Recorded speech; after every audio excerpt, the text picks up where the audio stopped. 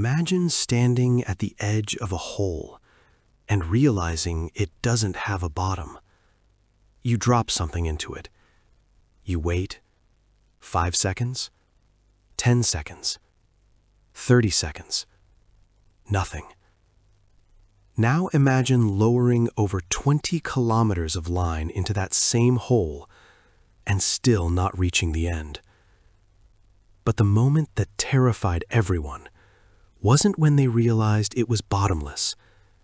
It was when they sent something down there, and it came back wrong.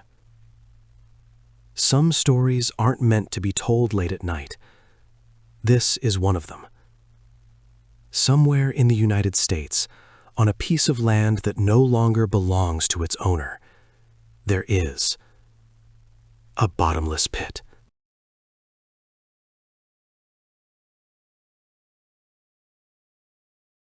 Even after more than 16 years, the mystery of what is now known as the Red Creek Hollow remains one of the strangest and most disturbing stories ever told. To this day, people continue to investigate the phenomenon that once caused insomnia and left thousands of radio listeners across the United States deeply unsettled and disturbed.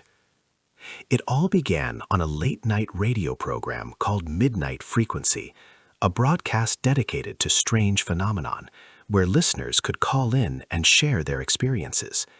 The host at the time, Daniel Hayes, always approached these topics with a serious and grounded tone.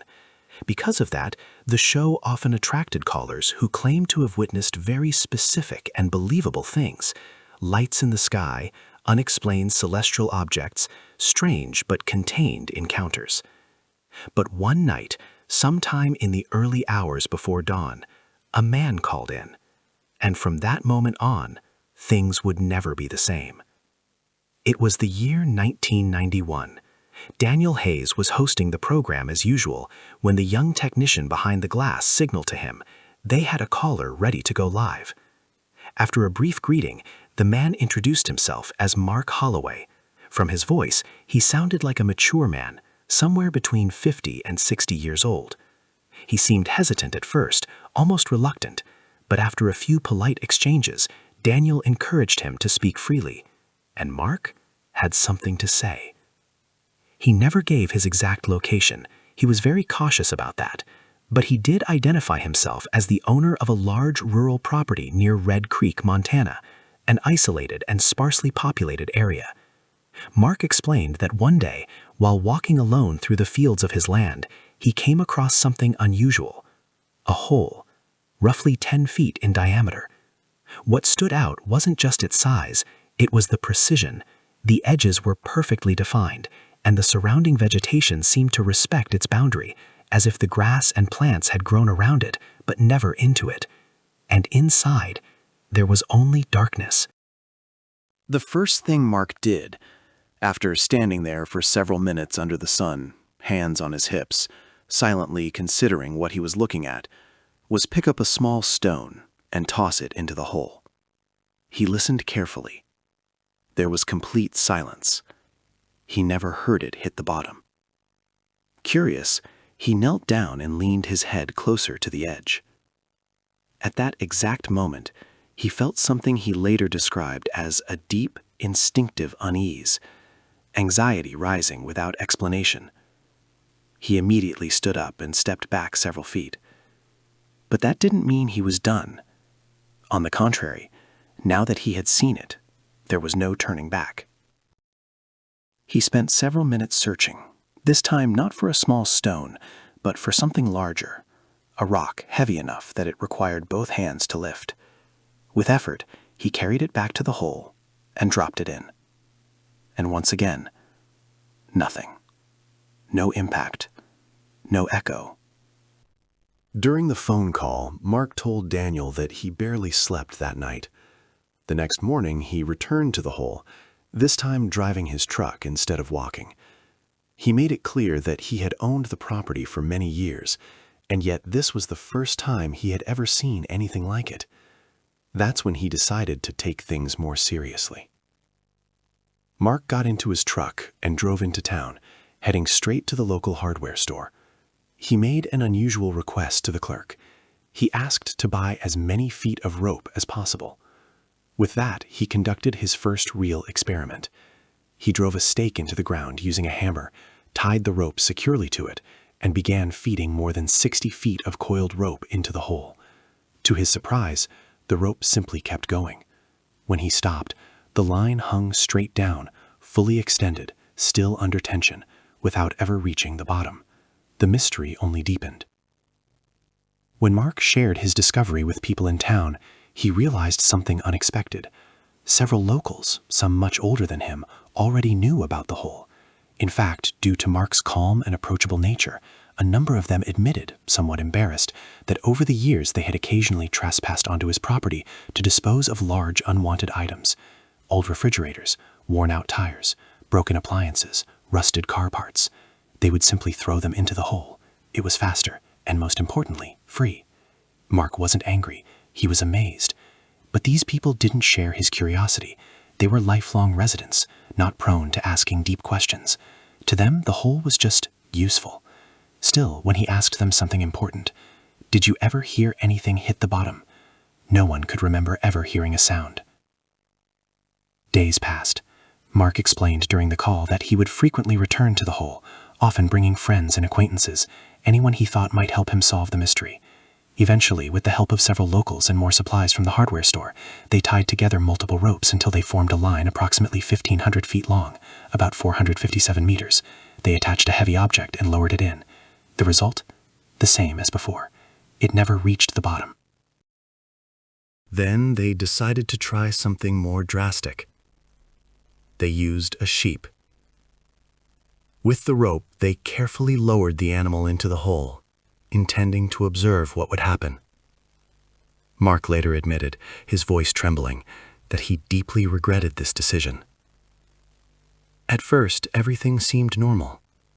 Then, suddenly, a violent pull, followed by strong vibrations traveling up the rope. Mark and the others exchanged terrified looks. They began pulling the rope back up. Slowly, carefully. They knew they were lifting a living animal. Minutes passed, long, agonizing minutes, and when they finally brought it back up, what they saw was horrifying.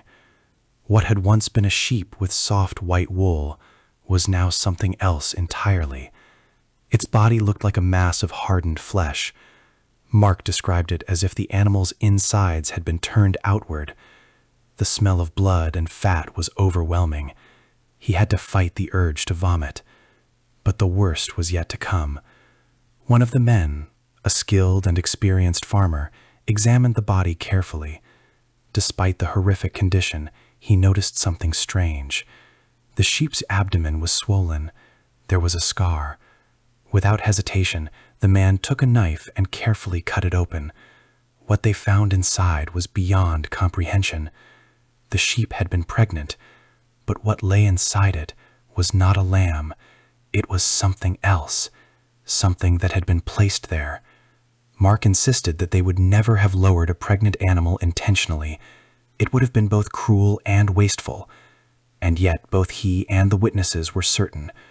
Whatever that thing was, it had appeared during the time the sheep was inside the hole. It was not natural. It was not right. And although it vaguely resembled a fetus, its form was deeply unsettling, repulsive, wrong in ways they couldn't explain. Overcome by fear, panic, and confusion, the men made a grave mistake. They threw the sheep and the abomination inside it back into the hole, destroying what could have been crucial evidence.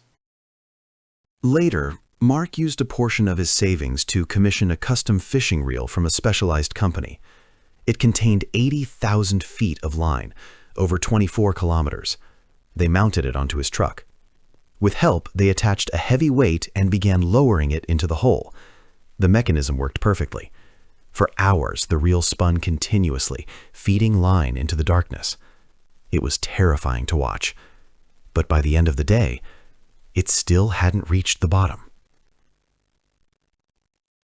Word spread quickly. Mark spoke openly about the hole, and those who had witnessed it shared their experiences. People talked about it everywhere: bars, barbershops, even schools. Eventually, they learned that the hole had always been there, even before the town itself existed. Its age was unknowable. Despite everything, Mark, who had always lived a solitary life, no longer felt alone. But the growing attention would become his second greatest mistake. One night, there was a knock at his door. Outside stood several men, with multiple vehicles parked across his property. They identified themselves as U.S. government officials. Mark later admitted that this moment ruined his peace completely. Not only were the men intimidating, but they subjected him to a long, exhausting interrogation. And their questions were deeply disturbing. They asked if he had heard voices coming from the hole, if he had recurring dreams about it, dreams about snakes, or about things coming out of it. Instead of offering explanations, they filled his mind with worse possibilities. Their questions opened a door to something far more terrifying. Eventually, they made him an offer. They wanted to buy his property. Mark didn't refuse outright, but he asked for time. He explained that the land was extremely valuable to him. It represented years of work, his life savings. Like many farmers, his land wasn't his property. It was his bank, his security. If he was going to leave, he wanted a fair price. But the government rarely pays fair prices, and Mark didn't want to be taken advantage of. The officials did not react well. Details remain unclear, but in the end, Mark had no real choice. He sold the property and left the state. Some reports suggest he moved overseas, possibly to Australia. Then, he disappeared. That night in 1991 became one of the most legendary broadcasts in the history of Midnight Frequency. Daniel Hayes spoke with Mark several more times. Then, suddenly, there was no trace of him. Was Mark Holloway a fraud? Or was he telling the truth? No one knows. But there is one final detail. In the late 1990s, before modern mapping services existed, there was an early satellite imaging platform called Iconos. Listeners, fascinated by the story, searched for Mark's property. Eventually, they found it. But the exact location was censored, covered by a perfect white square.